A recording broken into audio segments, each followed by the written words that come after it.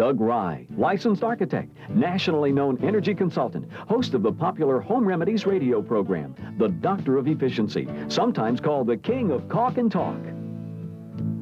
Hello, I'm Ron Sherman, and I want to introduce you to the energy architect, the King of Caulk and Talk, Dr. Energy Doug Rye. That's me, Ron, and yeah, 3 years ago we met. Can you believe that? I can't Seemed like yesterday, I'll tell you, and you met me and you said our paths crossed, and you heard what I was teaching people and helping people, and you said to me, Doug, that's wonderful information. If you'll let me, I'll help you spread this word all across America, and I want to say thank you to you for doing that. We've helped thousands of people show them how to build their new house. I'll never forget, Ron, that first time I told you, and you sat there like that, like you can't believe it, build your 2,000 square foot house like I teach you, okay? Guarantee your heating and cooling costs for $39 a month, and you simply can't hardly believe it could happen. People now call saying our 3,000 square foot houses, we heat and cool for $1 a day. Many of the folks out there have in fact done this. Everything we teach really does work. That got my attention, and the fact that I do know that we get call after call, and people want the tapes, and they use them, and sometimes, you know, they'll take it. I mean, we get long-winded, so it's a pretty long tape, but it's some good information, and from time to time, they'll watch part of it, maybe watch a little bit after supper the next day, so the information they can use when they want to use it. And then to go back and watch it again, show their contractor. Well, they love to do that too, because a lot of the builders aren't doing the things that we teach, but more and more since we've met, and since we've been doing this, more and more people are, including contractors, are building their houses energy efficient. Well, it's entitled, do you remember what it is? I certainly do. If you build a new house with high energy cost, it's your own cotton picking fault. Last time you had trouble with that, I remember, and it's still true today, and it's wonderful. We're absolutely marvelous what we're doing. Now, we've done this, Ron, in segments ever since day one, so that you can watch the different segments. And you will notice, folks, as you watch the video today, you're going to see we get older or younger from segment to segment, but we periodically update these segments also. As we learn something new or something better, we change a segment, bring it up to date. So what you're seeing here is the latest we've got, and that's the way it is. Now, always check your codes locally in different places. Nothing that we teach is experimental, but be sure to check locally with your codes and your inspectors to be sure the things are allowed that we teach. But it's being done all across America, and you can do it too, and we're here to help you. And remember, there's a number that you can call now, 1-888-DOUG Rye. If you see a product on the tape that you can't get at your local store, call for more information. Right. And now the first segment coming up. Air infiltration. You'll love this one. Don't you dare go away.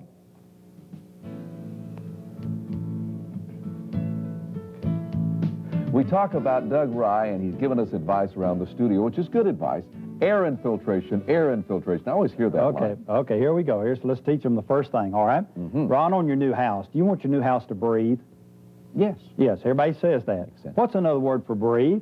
I don't know. Leak. That's not the word I was thinking about. Do you want your new house to leak, Ron? No. No, wait, nobody does, but they always raise their hand. Breathe, yes. Leak, no. Same thing. Houses don't even have lungs, so they can't breathe anyway.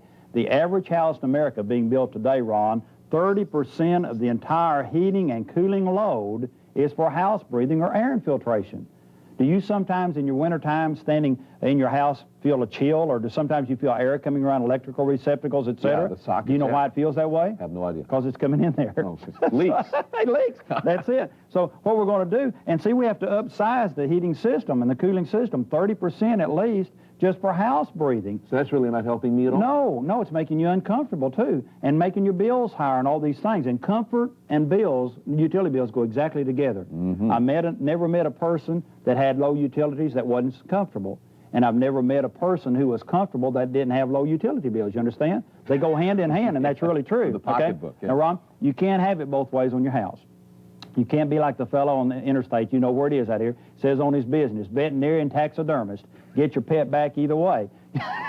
You can't do that way, Ron. You can't keep building houses like we built them for the last 50 years and have maximum comfort and low utilities. So these things are myths about house breathing. The average new house built, Ron, has one or two, the equivalency of one or two doors standing open year-round in the house because of leaks in the house. Has the equivalency. Yeah. Average house built today. Yeah. Put all the new homes I'm talking, we test them, okay? Put all the leaks in one spot, and you've got one or two doors open in the house year-round because of places that they didn't seal up and all, like we're getting ready to do here in a few minutes, okay, on this. So we're going to do this. We call it close the door, okay? Close the door. Makes sense to me with two of them open. Now, let me tease you a couple of things here real fast to prove to you how this works. How cold does it get in the town where you live? What's the coldest you ever remember? Oh, maybe 7 or 8 below. Let's say minus 40. I rounded off to minus 40, okay? That was farther north. Yeah. Okay. Chill factor when the wind's blowing where you live on a cold winter night. Like what a is zillion. it? I don't know. Yeah, let's say minus 300. Alrighty. Okay, now everybody says it doesn't ever get that cold. It doesn't ever do that. Now stay with me. How thick would I need to build the walls on your new house if it were 40 below zero outside, chill factor 300 below zero outside? How thick would the walls need to be on 2 feet, 3 feet, 4 feet, whatever? I think so, yeah. I just flew here on a jet plane. At 30,000 feet, Ron, guess what the outdoor temperature is? Even in the summer. Yeah, it's got to be It's below minus zero, 40. yeah. Guess what the chill factor is on the nose on the plane? I don't even want to guess. It's 300, I've asked, okay? And guess what the thickness of the walls on the jet are? 2 inches. 2 inches, you see? So listen to me, folks. Listen closely. The 3 most important things to remember on your new house are air infiltration first. Hate to do this to you. Air infiltration second. Guess the third one. Ditto. Air infiltration. Now, close the door, and that's what we're going to do first. That's unbelievable. You know, we used to not even worry about the electric bills. When I was a kid, we were so small, we didn't worry about that. Right. Well, it was a penny a kilowatt hour. Now it's in some place in the country 15 cents a kilowatt hour. Wow. All of a sudden, we've got places where electric bills are higher than their house payments, you see. All of a sudden, it's a big thing, you see. So that's where we're going to go, and we're going to the next segment. All righty. Now, that's why I guess we have these boards. That's right. Framing. When we come back, we're going to be framing.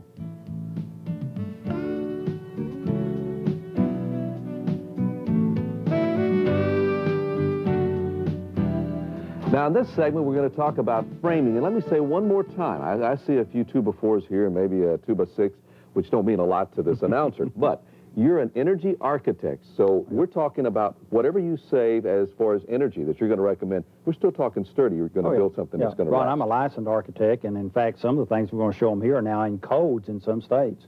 Yeah, we're not going to show them anything that's that they should worry about. We always want to be safe and structurally sound and so forth, so you don't need to worry about that. All right, what do we got here?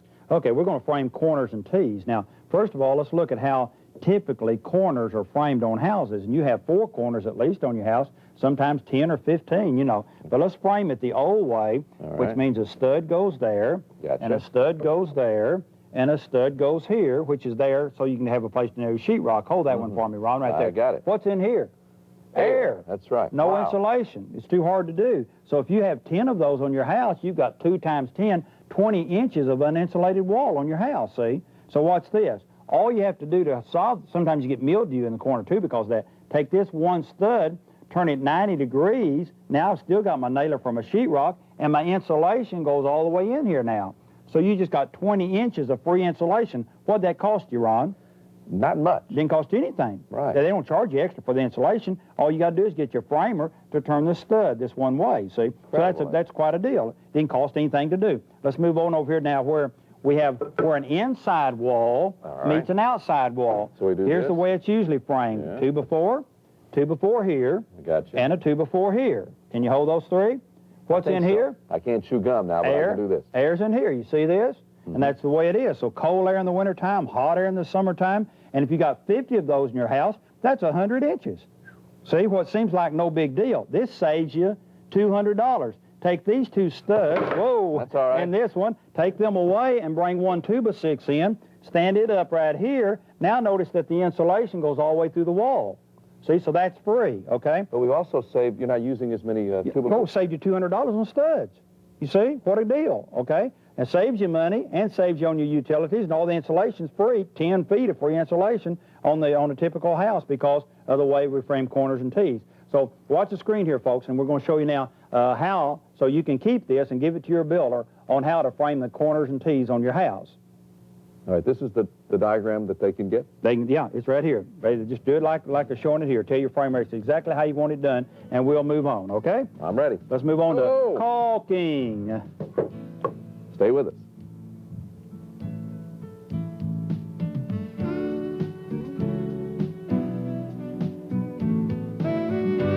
Now with Doug Rye, who's our energy architect, we're going to talk about caulking. Now let me say something. I like to say the title of the tape. If you're building a new house and you have high energy cost, it's your own cotton picking fault. That is true, Ron. We're proving that already, and the other part is this. There's a few things you can do when you build a new house that's going to save big energy dollars, which we haven't even gotten to yet, okay? All right. But there's dozens of things, little things, that's going to save you a few energy dollars. And it's when you add them all up that your comfort and your utilities are the best they possibly can be. Now, the best energy buy in America, Ron, is caulking. Spend $2 for a tube and save $1 a month for the rest of your life. I mean, that's really a great investment. That's about what it amounts to. I've heard you talk about caulking time and time again. That's right. See, that's stopping air infiltration. That's stopping cold winter air from coming into the house. That's stopping hot summer air from coming in the house. So basically what you do on caulking is simply this. Look at the house after it's framed up. Every single place that a molecule of air can come in the house, or every place a bug could get in, okay, caulk it. It's that simple. And there's two types of caulking that we basically use. One is this one that you see here, which is siliconized caulking, which lasts for a long, long, long time. And the other one is a foam type that you're going to see in the video in just a moment. So let's talk about the places where you need to foam. First of all, base plate, where it goes down and touches the floor, whether it be wood floor or concrete slab, you caulk the joint right here. And always do your caulking from inside the house, okay, not from outside, but on the inside part of the house. Okay, now let's go to our video and let's look at other places. Notice here that we're using the foam, non-expandable foam caulking. Remember, non-expandable, so it doesn't mess your doors and windows up. But around all the door and window rough openings, you foam it just like we're showing you here. How much time would it take on an average house? Is that a big time thing? Well, not really. In fact, a lot of the people that we train will do the caulking for you for less than you can buy the caulk, okay? But the truth is, your house, 2,000 square foot house you're going to build, it would take two of you a good full day, okay, to caulk it all. Oh, yeah, it's going to save you a fortune over the long run, and it's only going to cost you pennies to do it. In fact, on your size house, I'd say $200 would caulk everything on your house. Okay, so we see that foam here. Now let's go over here to the walls where we're caulking, in fact, the joints in the wood. Some framers frame real tight framing, and others it's real loose. So you've got a lot of joints, in fact, that need caulking. Every place in the wall or the double top plates or any place else that there's a joint in the wood, you caulk it. Again, just look at it. Can a molecule of air come through, or can a bug crawl through? And if the answer is yes, caulk it. Why do electricians use 2-inch drill bits to pull 1/4-inch wires, you know? Well, it's the only size they got. Yeah, I didn't know, but I figured it wasn't a good reason. And it's easy to pull, okay? So that's why they do it. Every place that the electrician or plumber drills into your attic or drills into your crawl space or basement, caulk with foam, usually there, caulk all of those holes. So in other words, in summary, it really goes this way. If in doubt, caulk it, okay?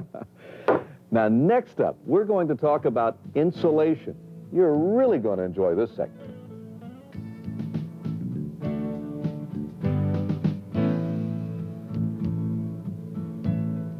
All I can say, I have seen this segment before. It is amazing, Doug. My favorite of all, I guess, and I guess one reason is because something I've learned through the years, Ron, is of all the things I teach you, probably the two most important of all is, in fact, the caulking that we just finished and the insulation. And let me tell you how I've learned all of this, okay? Back years ago, when I started trying to help low-income families with their energy bills, I learned of a product called cellulose insulation.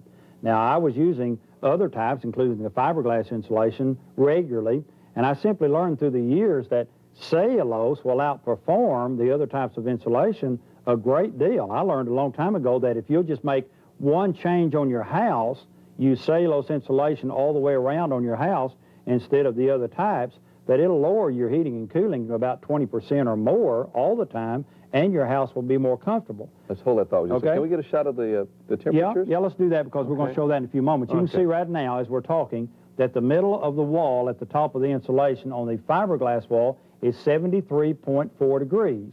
On the cellulose wall, which is a recyclable product, by the way, is 74.3. So I'll tell you what let's do, because to save some time. All right. Let's turn the sun on in the house, okay? We turn 200-watt light bulbs on down there. You can see the little computer fan. Was I supposed to turn that on? Yep, that's fine. And you can see that going, and in a moment we'll talk about air infiltration, and so on. But let me tell this whole story as this runs. Now, we remember what it was when we started. Well, I'm teaching about air infiltration, and then people are telling me in their own homes that in fact their utilities are less in cellulose houses than the other, and they're also telling me that they're more comfortable. They say, Doug, we never know when the temperature changes outside if a cold front comes through unless we walk out on the porch. So I'm hearing all of this, but I'm not really knowing exactly why. One day it dawned on me as I'm thinking about air infiltration. What 3 ways does heat transfer? Do you know? Conduction, Right. radiation, and convection. Okay. But insulation is not tested that way. It's tested for conduction only. So I'm beginning to think, well, wait, what could be happening in walls, because there is convection and there is radiation on the wall and so forth and so forth. One day it dawned on me this. How do you know, for example, that air goes through fiberglass? What's your furnace filter made out of? Can you see through it? Yeah, okay. We look better that way, don't we? Okay. But yeah, and in fact, if you take 3 clean filters and put it on your heating system, air will still go through it. But if you sprinkle a 1/16 inch of cellulose on that, it'll stop it up.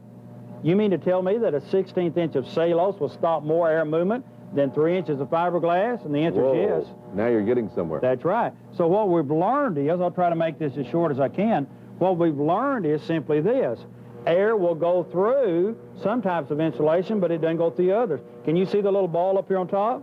Okay. It's going through the fiberglass, so the fan is blowing, sending air through it into your attic, in this case, Air okay? infiltration. Air infiltration, All air right. infiltration. But it doesn't happen here. Feel of the electrical outlet down here, Ron. Can you feel air around this electrical outlet there?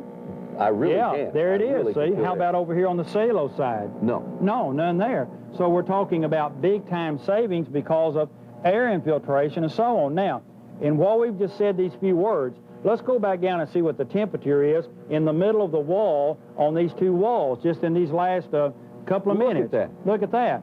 The fiberglass wall is up to 81.7.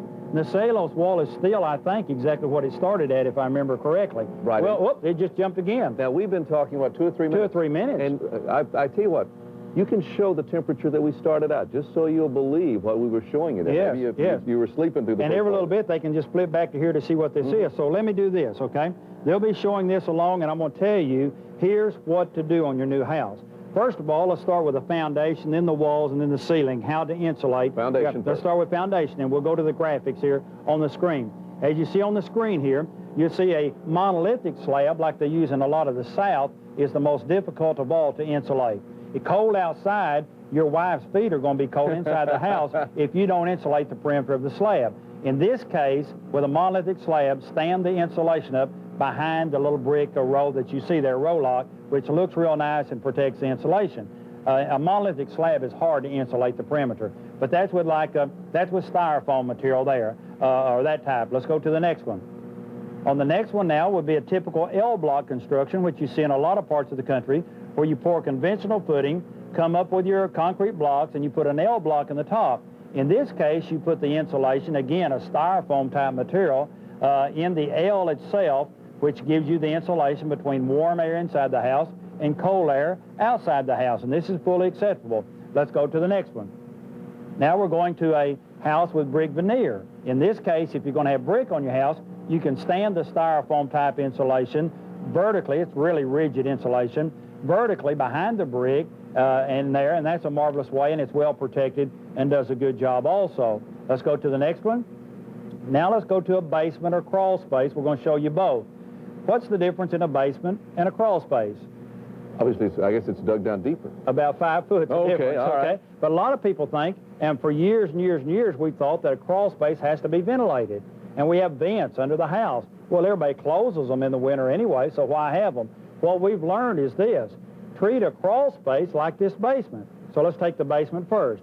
Here's the way to insulate a basement.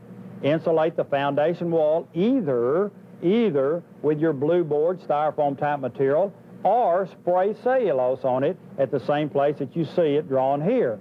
Now what you're doing now is sealing up your basement so that duct leakage and heat and so forth from under your house doesn't go to your neighbor's yard in the wintertime. It's really that simple. And the ductwork's important. We'll get to that later, another big item. Let's go to a crawl space now.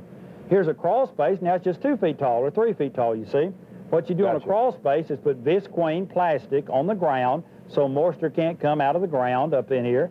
Then insulate either with a blue board styrofoam or spray cellulose on that foundation wall just like it's drawn there. Now, Ron, even in the northern part of the United States, it stays about 60 or 65 degrees under your house year-round. Now your pipes don't freeze either, see?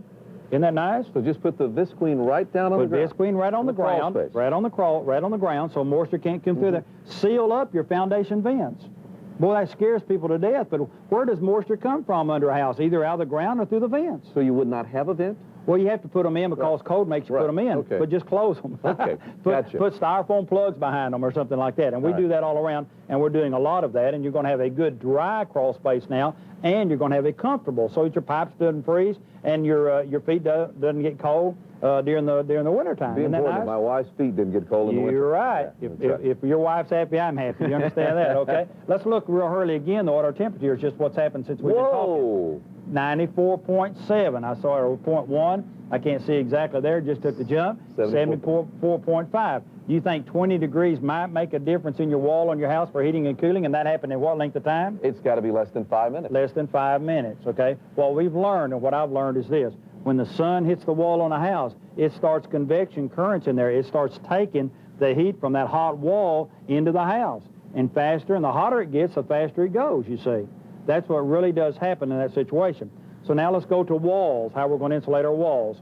Let's go to our video again here. All righty, have some graphics. As you can see here on site, you can see wet spray cellulose going in the walls on this house. Now look, it makes it airtight. Why? Because it's spraying and covering and sticking to everything, even where the wires and all the holes are, it's covering them up. It's also fireproof. That surprises people. How can it be made out of paper and still be fireproof? Well, on another graphic here, let's go over to that, and we'll show you where we put the torch on it, and you can do this yourself, and we do it quite often in meetings to show you it simply won't burn. Why? Not enough air to support combustion, so it can't burn anyway. Now, this is the cellulose. That's the cellulose, okay? And it is treated. Government requires that it be treated with boric acid, okay? Oh, which also is the same as roach spray, so you're not going to have any roaches in your house either. Isn't that nice?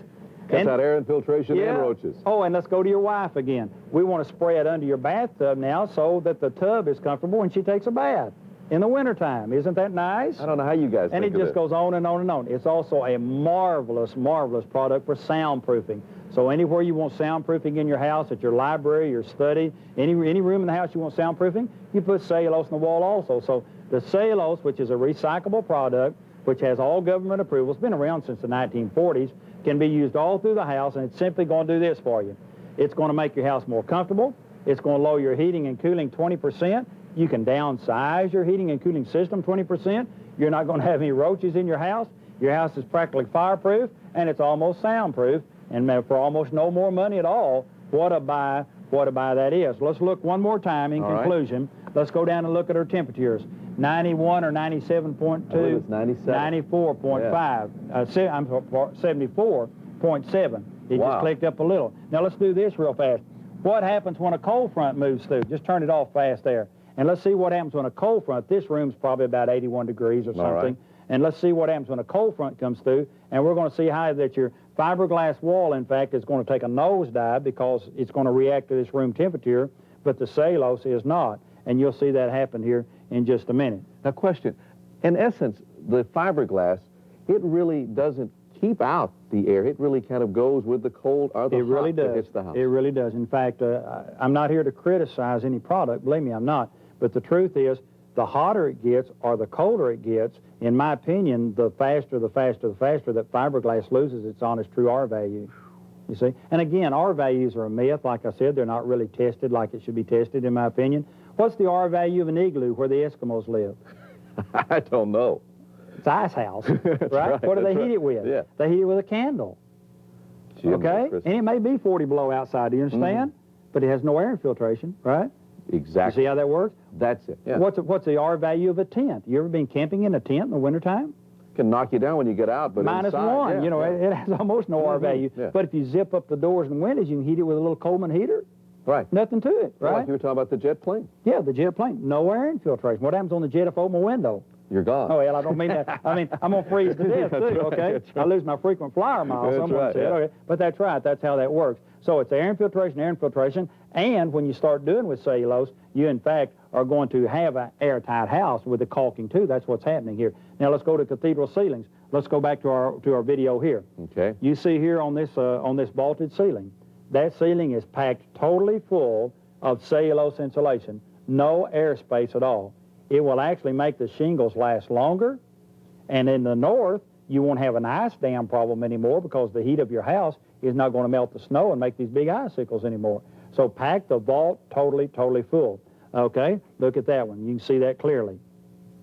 Now let's go to another place that's really critical, okay? Many people have two-story houses, and upstairs have a room that backs up to an attic space. You got it. That's called a knee wall. That's what we call that. Ron, the most critical wall in your entire house is that wall. If it backs up to an attic, how hot is it in the summer? 140, 150 degrees. 75 in the bedroom.